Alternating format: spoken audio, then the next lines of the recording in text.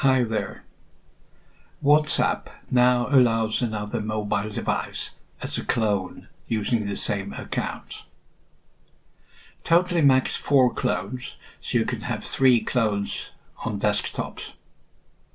And best of all, after the initial pairing, the clone devices and the primary device do not have to be on the same network anymore.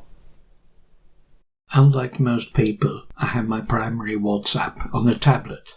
It provides a larger screen for the pictures, for videos, and easier typing.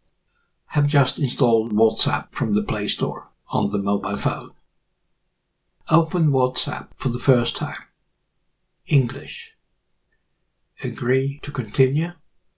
Instead of entering the phone number, go to the menu, top right. Link as companion device.